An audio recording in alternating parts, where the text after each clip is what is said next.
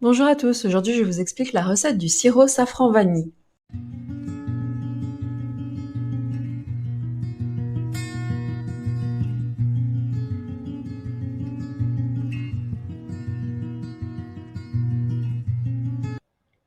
Au sommaire, d'abord le matériel et les ingrédients, ensuite les étapes de la recette.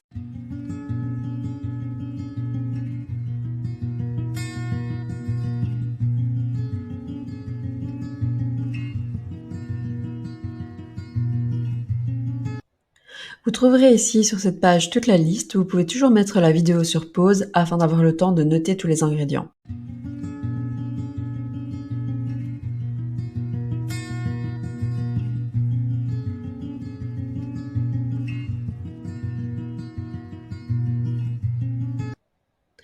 Alors la première étape consiste à diluer le safran dans un fond d'eau. Pour cela, commencez par mettre un fond d'eau dans une poêle. Ajoutez environ 200 mg de safran, ce qui correspond ici à la moitié de ce petit tube environ. Mettez le safran dans la poêle et ensuite laissez-le se délayer pendant environ 10-15 minutes à feu moyen. Ajoutez ensuite la vanille. Vous pouvez choisir soit de prendre une gousse de vanille que vous coupez en deux et vous en extrayez tous les petits grains de vanille, soit beaucoup plus simple, vous achetez dans le commerce une petite bouteille de grains de vanille déjà extraits. Ensuite, ajoutez-le à votre fond d'eau et votre safran.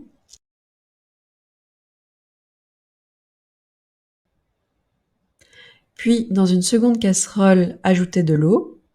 En termes de quantité, il s'agit donc des 750 ml d'eau que vous aviez au départ, moins l'eau que vous avez déjà utilisée dans votre premier poêlon pour diluer le safran. Ensuite, ajoutez le sucre. Alors, vous pouvez soit choisir de prendre du sucre blanc fin, soit du sucre roux. Personnellement, je préfère le sucre blanc, mais le sucre roux apporte un petit goût un petit peu différent. Ensuite, cuisez ce mélange de sucre et d'eau à température moyenne jusqu'à obtenir un mélange lisse.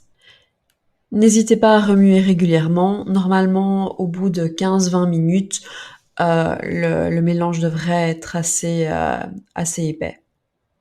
Ensuite, ajoutez à ce mélange la dilution de safran que vous aviez préparée dans l'autre casserole. Essayez de l'incorporer assez délicatement et ensuite de bien remuer afin que le mélange se mélange bien avec tout votre sucre. Ensuite, continuez de mélanger à feu moyen pendant encore 5 à 10 minutes. Vous pouvez durant ce laps de temps ajouter un clou de girofle qui infusera dans votre mélange. Cela donnera un côté un petit peu plus épicé à votre mélange. N'hésitez pas à remuer régulièrement.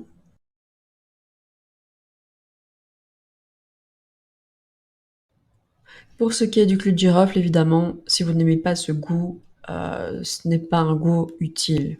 Je trouve juste que ça rajoute un petit plus au mélange.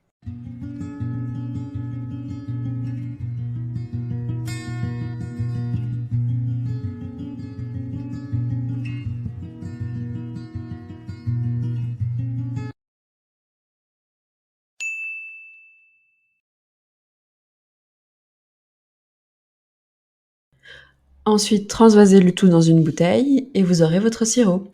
Alors attention pour la conservation, il vaut mieux le conserver au frigo, ça ne reste pas bon extrêmement longtemps. Par contre, vous pouvez l'utiliser, eh bien, soit avec de l'eau, soit avec du lait, qui feront de super bonnes boissons. Vous pouvez aussi l'utiliser dans des risottos et dans d'autres recettes un petit peu plus exotiques. Si cette vidéo vous a plu, n'hésitez pas à vous abonner ou à liker la vidéo. Nous nous retrouverons bientôt pour d'autres recettes, vidéos et tutoriels. À bientôt!